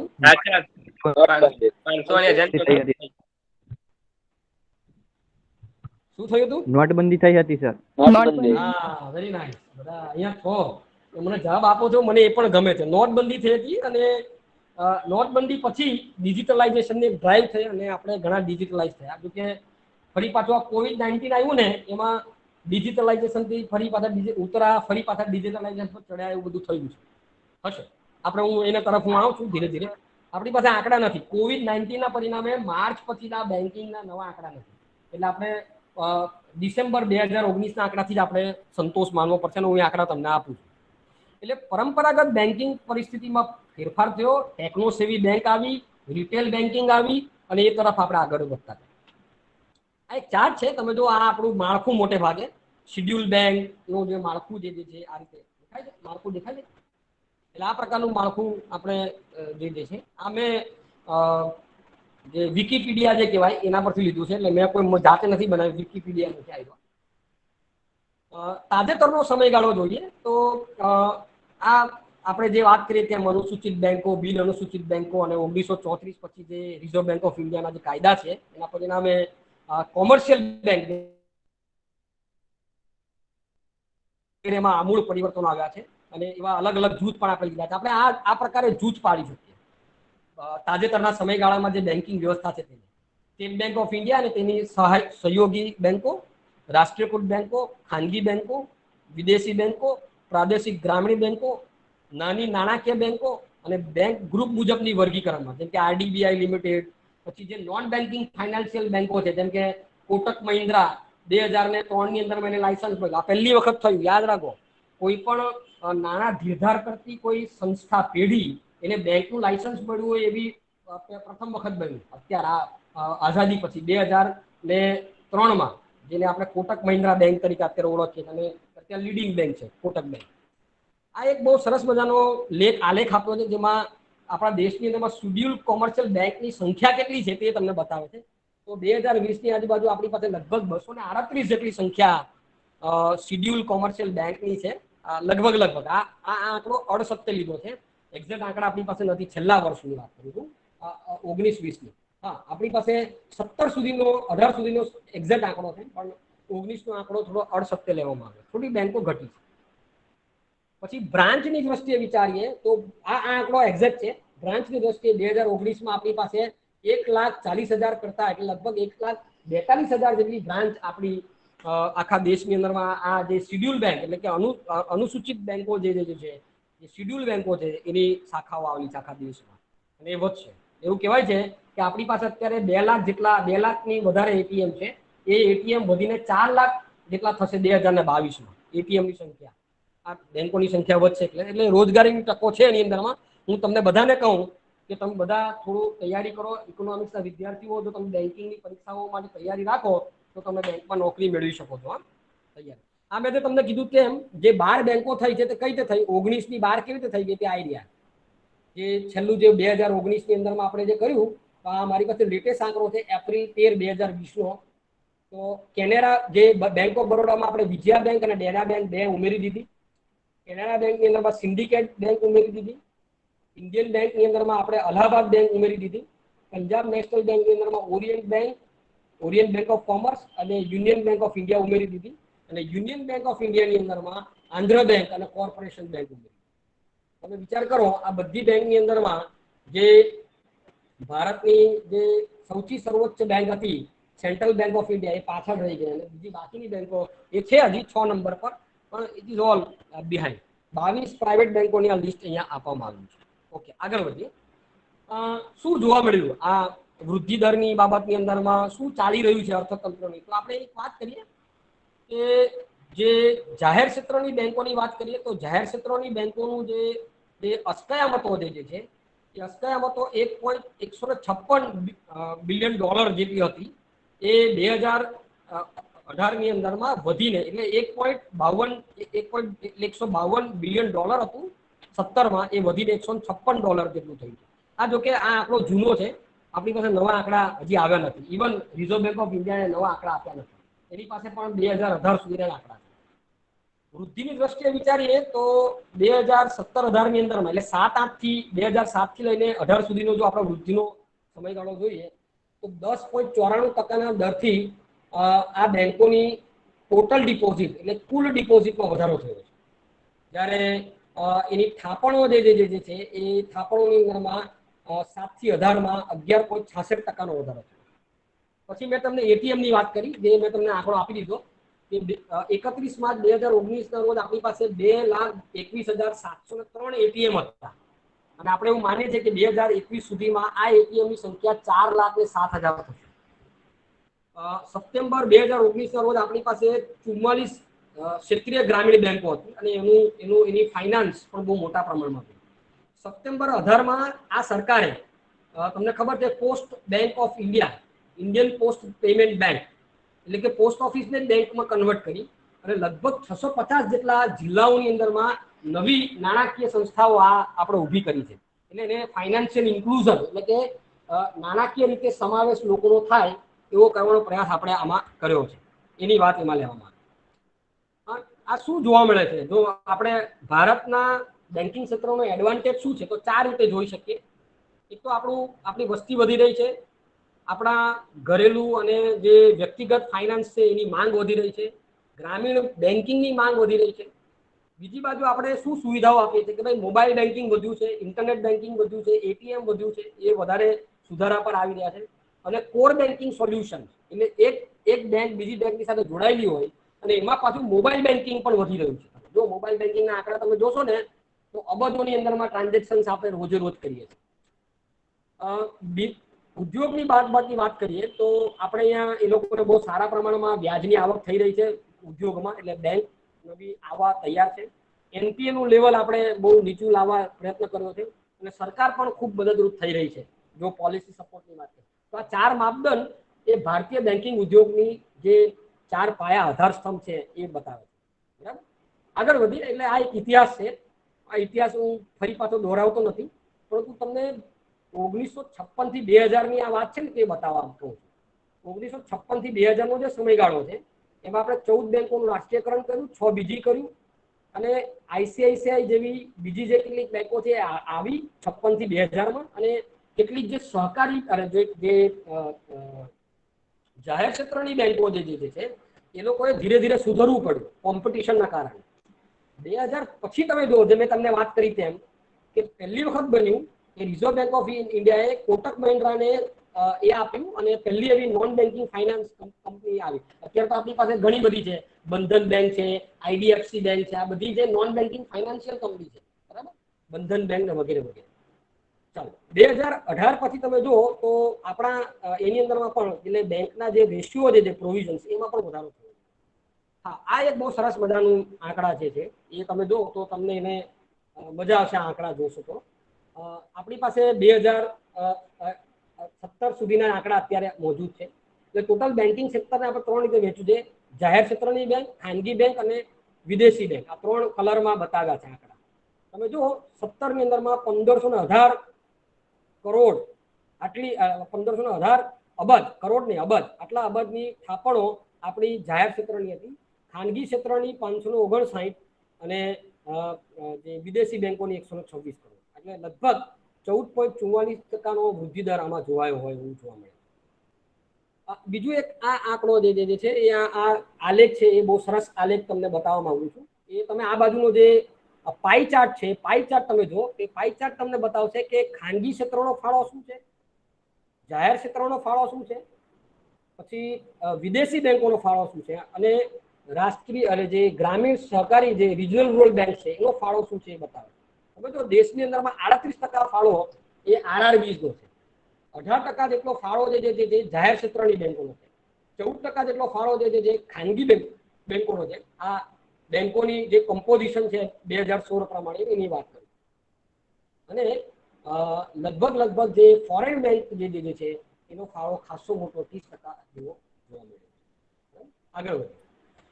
એનો વૃદ્ધિ દર જેની મેં વાત કરી લીધી છે, લગભગ 12.38%ના દરે આપણે વૃદ્ધિ કરી રહ્યા છે એવું આ દેખાઈ રહ્યું છે. એના ગ્રોથ એવું જે રિપોર્ટ છે એ પણ લગભગ ઘણા મોટા ઊંચા જોવા મળી રહ્યા છે. 11.71% વૃદ્ધિ દર એમાં જોવા મળી રહ્યો છે.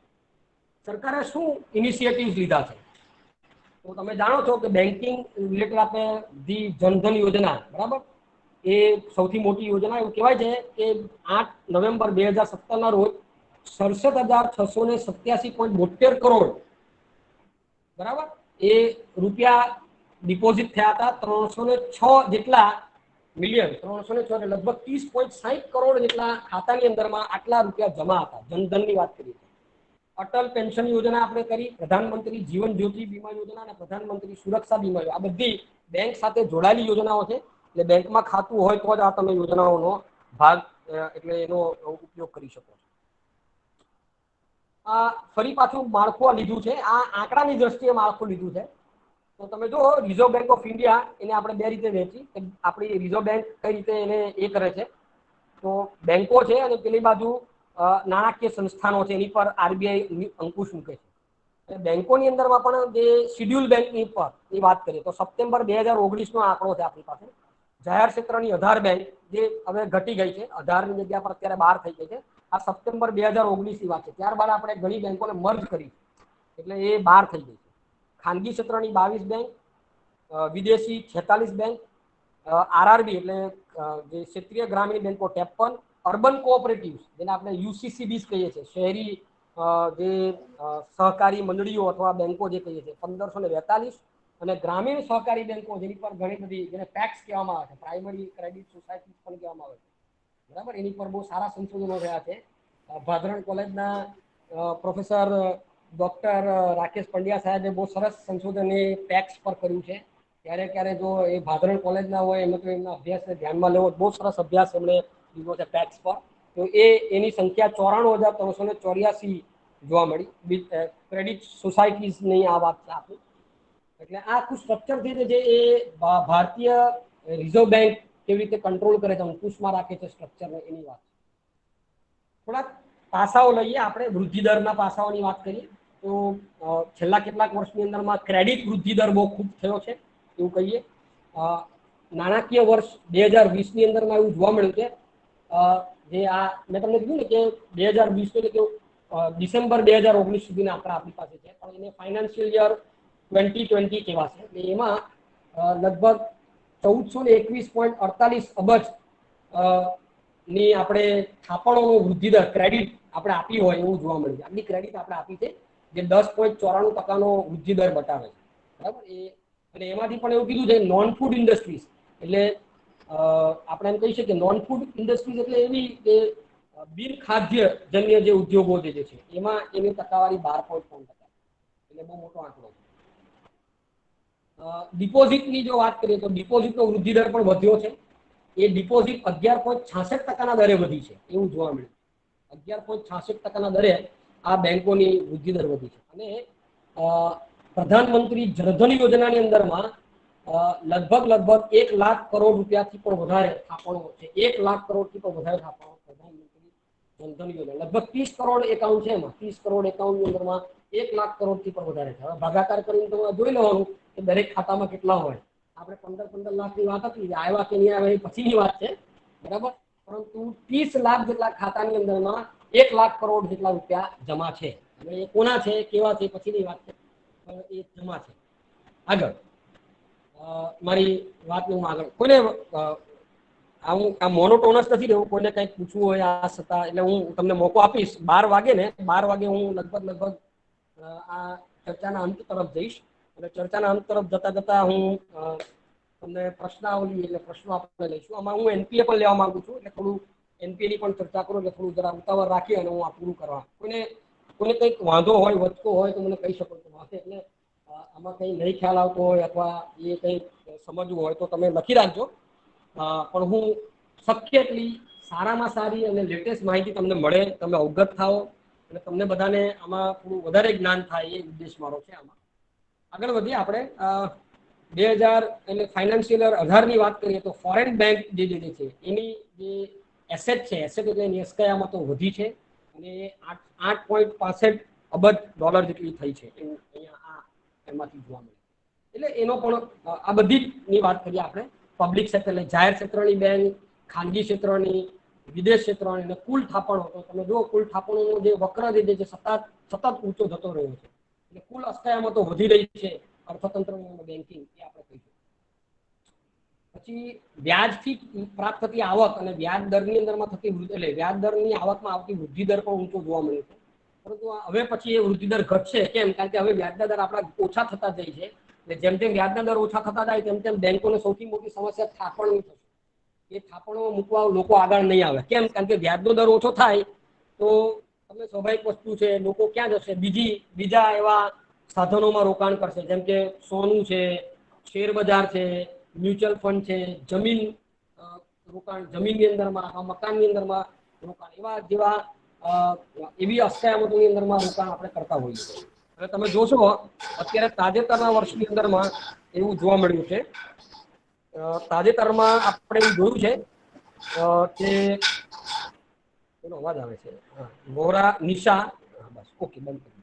એટલે તાજેતરના વર્ષોની અંદરમાં આપણે એવું જોયું છે કે લોકોની જે છે એ પ્રવાહ આ પરંપરાગત તરફ જે સાધનો છે તે તરફ જઈ રહ્યો છે. જેમ કે સોનાની અંદરમાં અત્યારે રોકાણ વધુ થઈ રહ્યું છે. જમીનમાં અને મકાનોની અંદરમાં રોકાણ એટલું થતું નથી COVID-19 ના પ્રમાણે. એટલે એનપીએ નું પ્રમાણ પણ વધે છે, તો એની પણ મારે વાત કરવી છે. આગળ વધીએ આપણે. પબ્લિક સેક્ટરનો પણ વૃદ્ધિ દર સારો થયો છે, એની બીજી આવકોમાં પણ વધારો થયો છે એવું બતાવે. આ એક ક્રેડિટ ડિપોઝિટ રેશિયો જે બેંકની સદ્ધરતાના પુરાવા હોય છે. એટલે એની અસ્કયામત પર એને કેટલું રિટર્ન મળે છે અને એની ક્રેડિટ ડિપોઝિટ રેશિયો એટલે કે એને ડિપોઝિટની સામે કેટલી ક્રેડિટ આપે છે એનો એક ગુણોત્તર હોય છે. એ ગુણોત્તર જે તે બેંકની એ સદ્ધરતાના પુરાવા હોય છે. એ સદ્ધરતાના પુરાવા અહીંયા આપણે દેખાય છે. એ લોકો લગભગ ડબલ, એ લોકોને એટલે 1% વધારે મોટાભાગની બેંકોને એ પ્રાપ્ત થાય છે. એમની અસ્કયામતો પર વળતર પ્રાપ્ત થાય છે. જોકે એનપીએ ના કારણે ઘટ્યું છે. બીજી બાજુ આ તરફ જોશો એટલે ક્રેડિટ ડિપોઝિટ રેશિયો જોશો, એ રેશિયોની અંદરમાં એસબીઆઈ અને તેની સંલગ્ન બેંકો જે છે એ દબાણ હેઠળ છે. એટલે એમની ક્રેડિટની સામે જે ડિપોઝિટ રેશિયો છે એ દબાણમાં. જે ખાનગી બેંકો જે છે એ આગળ પડતી આવી છે. 88.86%, 36% જેટલો એનો ક્રેડિટ ડિપોઝિટ. એટલે એ લોકો એમની પાસે આવતા એ 100 રૂપિયામાંથી 88 રૂપિયા આપી દે છે. ક્રેડિટ ડિપોઝિટ રેશિયોનો આવો મિનિંગ છે. એટલે એમની પાસે આવતા 100 રૂપિયામાંથી 88 રૂપિયા લોકો આપી દે છે. અને આ બધા આંકડાનો અર્થ એવો છે કે આવતા 100 રૂપિયામાંથી કેટલા રૂપિયા લોકો ફાઇનાન્સ કરી દે છે, ક્રેડિટ કરી દે છે. ઓકે, આગળ વધીએ. ડિજિટલ ઇન્ડિયાની વાત કરીએ તો ડિજિટલ લેન્ડિંગ વધી ગયું છે. એટલે ડિજિટલ લેન્ડિંગ એટલે માઇક્રો સ્મોલ મીડિયમ એન્ટરપ્રાઇઝીસને આપવામાં આવતું જે ડિજિટલ એટલે ઓનલાઈન જે આપણે ફાઇનાન્સ કરીએ છીએ એમાં વધારો થયો છે. જો એવું આપણે માનીએ છીએ અત્યારે આપણે લગભગ 150 અબજ ડોલર જેટલું ડિજિટલ ફાઇનાન્સ કરીએ છીએ અને આ 2023 સુધીમાં લગભગ ડબલ થી પણ વધારે થઈ જશે. 350 બિલિયન ડોલર જેટલું થઈ જશે એવી આપણી ગણતરી છે. એટલે લગભગ 5 ગણો વધારો થાય એવું માનીએ છીએ. અત્યારે એક અબજ હોય, 1 અબજ એટલે 100 કરોડ હોય એ વધીને લગભગ 305 ગણું વધે એવું એ લોકોની ધારણા 5 ફોલ્ડમાં વધે. ઓકે, ગ્રામીણ ક્ષેત્રની અંદરમાં મોબાઈલની જે ફેસિલિટીઝ છે એમાં પણ વધારો થઈ રહ્યો છે. એટલે એ વધારો પણ જોવા મળી રહ્યો છે અને એ વધારાના પરિણામે તમે જુઓ કે ગ્રામીણ ક્ષેત્રમાં જે લોકો જે છે એ લોકો સારા એવા પ્રમાણની અંદરમાં આ બેન્કિંગ સેવાઓનો સુવિધાઓનો ઉપયોગ કરતા હોય અને એ સતત વધી રહ્યા છે. એટલે ટેલી ડેન્સિટી વધી છે. એટલે ગ્રામીણ ક્ષેત્રમાં પણ બેન્કિંગ ક્ષેત્રનો વિકાસ ઝડપથી દેખાઈ રહ્યો હોય એવું આ આલેખ પરથી દેખાય છે. હા, આ એક બહુ સરસ ચાર્ટ છે જેને જરા સમજીએ કે આપણા અર્થતંત્રની અંદરમાં અસ્કયામતનો વૃદ્ધિ દર કેવી રીતે વધી રહ્યો છે. તો મોબાઈલ બેન્કિંગ જે છે તમે જુઓ, આપણે અત્યારે એકાબીજાને મોબાઈલથી નાણાં આપીએ છીએ જેને મોબાઈલ રેમિટન્સ કહેવામાં આવે. એને મોબાઈલ રેમિટન્સ એટલે એકના મોબાઈલથી બીજાના મોબાઈલમાં ટ્રાન્ઝેક્શન કરવામાં આવે તો એને મોબાઈલ રેમિટન્સ કહેવામાં આવે. અને એના પરિણામે મોબાઈલ કોમર્સ એટલે કે એક આખું મોબાઈલનું એક અર્થકારણ તૈયાર થાય. એના પરિણામે પેમેન્ટ બિલ તૈયાર થાય અને એના પરિણામે એક મોબાઈલ બેન્કિંગ, તમે જો આજે મોટાભાગની બેન્કિંગ પેમેન્ટ બેંક્સ તૈયાર થઈ છે. તમને ખબર છે પેટીએમ એક પેમેન્ટ બેંક છે. એવી બીજી ઘણી બેંક, એરટેલ પણ એક પેમેન્ટ બેંક છે. પેમેન્ટ બેંક એટલે એવી બેંક કે જે ફક્ત ચૂકવણી માટે કામમાં આવે, બરાબર, ચૂકવણીઓ કરે. પછી મોબાઈલ રિચાર્જ, એટલે આમાં તો ફક્ત મોબાઈલ રિચાર્જ કીધું છે પણ એ સિવાયની ઘણી બધી પ્રવૃત્તિઓ આપણે આજે મોબાઈલ વોલેટથી મોબાઈલ બેન્કિંગથી કરી શકીએ. તો આ એક બહુ સ્ટ્રોંગ વૃદ્ધિ દર આપણે આમાં જોઈ રહ્યા છે જે દેખાઈ રહ્યો છે. ખાસ કરીને ભારતીય અર્થતંત્રની અંદરમાં આપણી આર્થિક વૃદ્ધિને પણ એ આગળ લઈ જશે એવું આપણે માનીએ. બરાબર, ગ્રામીણ જે આવક છે એ વધી રહી છે. પરિણામે ગ્રામીણ વિસ્તારની અંદરમાં લોકોની બેન્કિંગ સેવાઓ માટેની જે માંગ છે એમાં વધારો થઈ રહ્યો છે. આપણી પાસે જે આ આંકડા દેખાય છે એ ફક્ત એપ્રિલ 2019 સુધીના છે. એ આંકડા નવા જો આવ્યા હોય તો આ વધી શકે, પણ COVID-19 ના કારણે આંકડા મળ્યા નથી. એટલે આ નીચું છે એવું માનશો નહીં, પરંતુ એ ઘટ્યું નથી, પરંતુ એમાં આંકડાના પરિણામે આ પ્રકારની પરિસ્થિતિ. ઓકે, હાઉસિંગ ફાઇનાન્સ પણ સતત વધી રહ્યું છે. એટલે ઘરો માટેનું જે ફાઇનાન્સ આપણે કરીએ છીએ તે પણ વધે છે. મર્જર એન્ડ એક્વિઝિશન્સ એટલે તમે જો એક બીજી બેંકો જે છે એકબીજા સાથે મર્જ થાય છે. તમે અત્યારે જોયું કે બેંક ઓફ બરોડા જે છે એની અંદરમાં વિજયા બેંક, દેના બેંકને મર્જ કરી દેવામાં આવી. પછી બીજી બધી બેંકો જે છે એમાં પણ મેં આગળ વાત કરી એટલે અમુક બેંકો એક બીજી બેંકમાં સમાઈ જાય છે. બરાબર, એટલે અલ્હાબાદ બેંક જે છે એ ઇન્ડિયન બેંક સાથે મર્જ થઈ ગઈ. આંધ્ર બેંક જે છે, કોર્પોરેશન બેંક વગેરે પણ એની અંદરમાં મર્જ થઈ ગઈ. એટલે યુનિયન બેંક ઓફ ઇન્ડિયાની અંદરમાં આ બંને મર્જ થઈ ગઈ. એટલે મર્જર અને એક્વિઝિશન પણ આ ક્ષેત્રની અંદરમાં ચાલી રહ્યું છે. આ થોડો વાત ચર્ચા કરી હતી પણ હું અત્યારે વિમુદ્રીકરણ તરફ જતો નથી કારણ કે હવે એની બહાર આવી ગયા છે. એટલે આપણે અત્યારે એની ચર્ચા લેતા હું એને પાસ ઓન કરું છું. બરાબર, વિમુદ્રીકરણને હું થોડી એનપીએ ની વાત કરી છે. એનપીએ એટલે નોન પરફોર્મિંગ એસેટ એડવાન્સ છે. એની અવધિ માટે તમે જો એનું લોન કે એનું મુદ્દલ તમે ચૂકવી ના શકો તો એનપીએ થાય. જોકે અત્યારે આપણે એમાં છૂટછાટો આપી છે. રિઝર્વ બેંક ઓફ ઇન્ડિયાએ આ 90 દિવસની જગ્યા પર દિવસો 120 દિવસના અને ફરી પાછા 280 દિવસ કે 290 દિવસ વધારી આપ્યું છે. એટલે એ એનપીએ નહીં કરવા એવી વાત છે આ COVID-19 ના કારણે. બરાબર, એટલે સબ સ્ટાન્ડર્ડ અસ્કયામતો એટલે 12 મહિના કરતા ઓછી અથવા સમાન ગાળા માટે એનપીએ રહ્યું એને સબ સ્ટાન્ડર્ડ કહેવાય છે.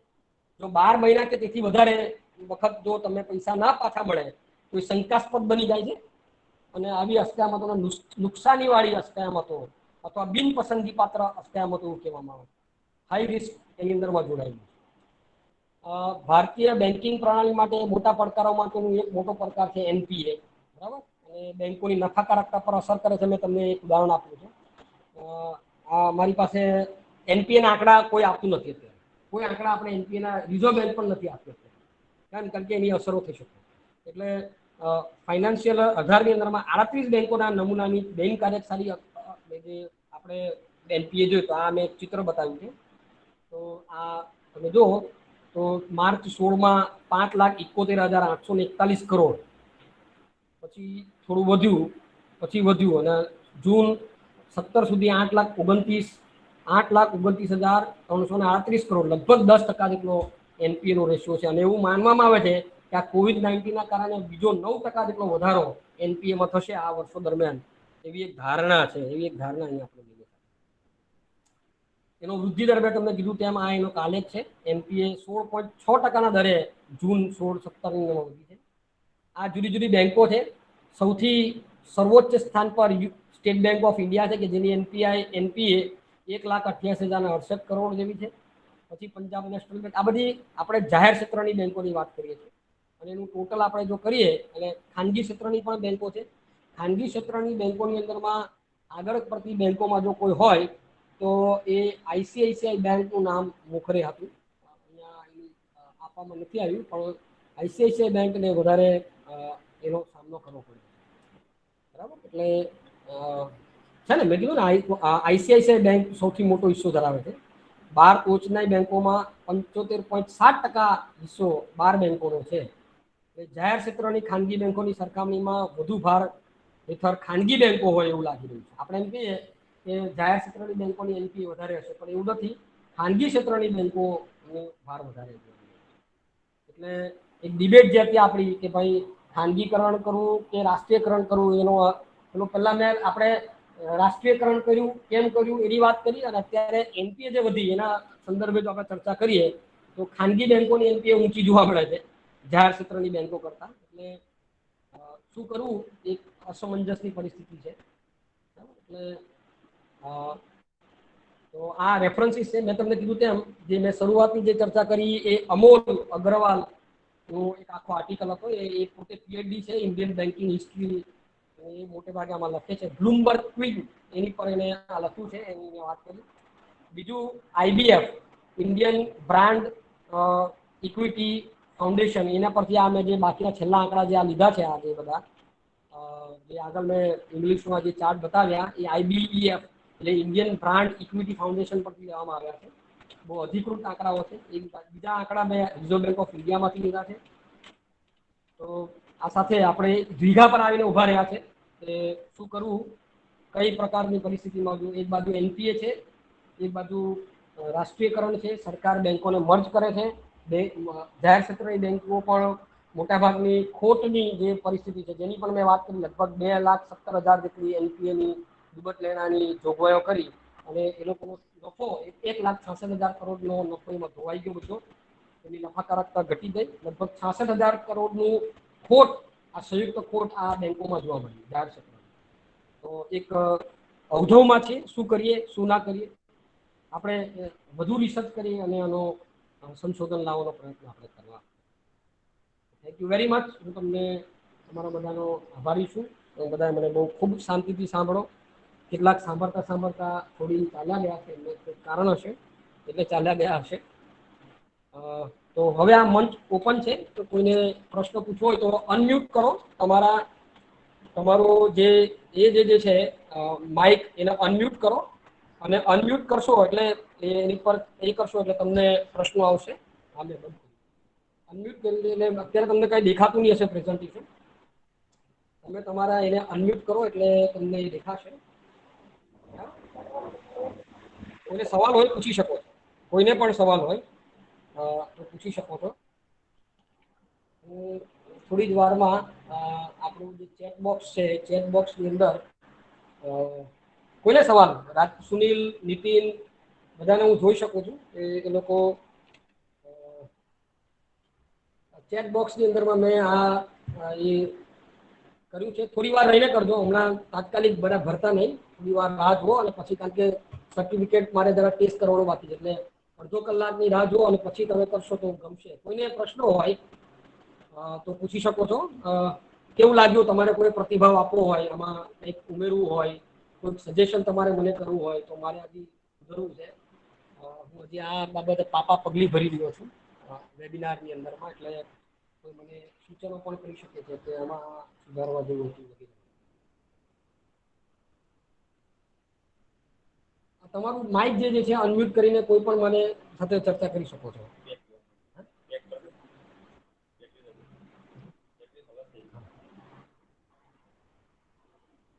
કોઈ મહાનુભાવ, કોઈને સવાલ નથી? બધું સમજાઈ ગયું? All clear. હું વિડીયો મારો બતાવું છું, મારો એટલે હું પણ જો દેખાવ તમને બધાને. હું હવે દેખાઉં છું ને? હા સર. હા થેન્ક યુ સર. લખે છે. ઓકે. આ જે અધવચ્ચે નીકળી ગયા છે એને આ લિંક તો કેવી રીતે મળશે પછી? એ લોકોને આ એ કરવાનું. હા, નીતિન, સમીર, પૂછો પ્રશ્ન. એટલે કોઈ એવું નહીં કે કોઈને. હા પૂછો કોઈ પણ પ્રશ્ન. પરીક્ષાનો પ્રશ્ન હમણાં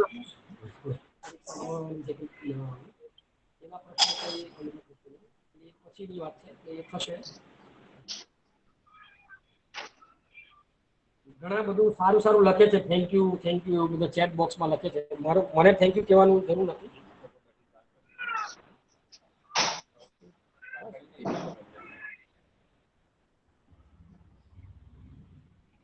કોઈને સવાલ નથી? બધાને આવડી ગયું? હા, હેલો, સવાલ હોય તો પૂછો કોઈ.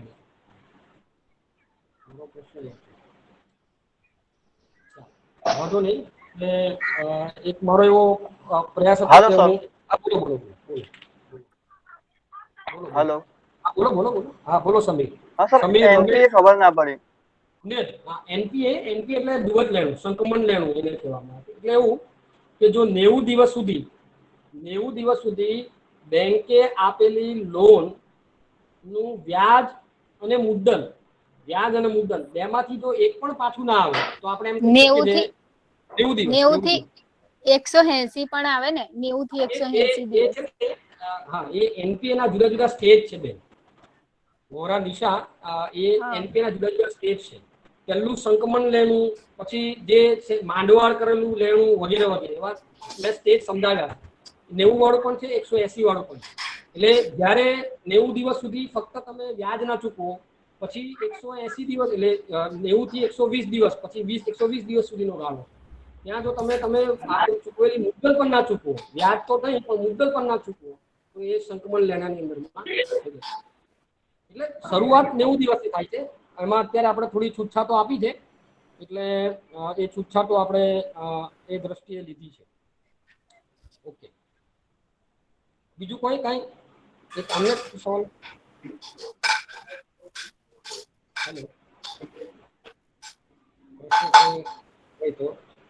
આમાં એટલે સંભળાયું ખરું બધાને?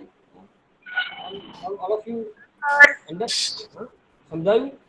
થોડી સમજ આમાં ઉતરી આપણે બધાને? એટલે થોડું આપણે જે કહેવા માંગતો હતો રાષ્ટ્રીયકરણ જે મુદ્દો હતો, પછી રાષ્ટ્રીયકરણ બાદની જે પરિસ્થિતિ છે દેશની, એની મારે જે ચર્ચા કરવી હતી એની વાત મેં આમાં લેવા પ્રયત્ન.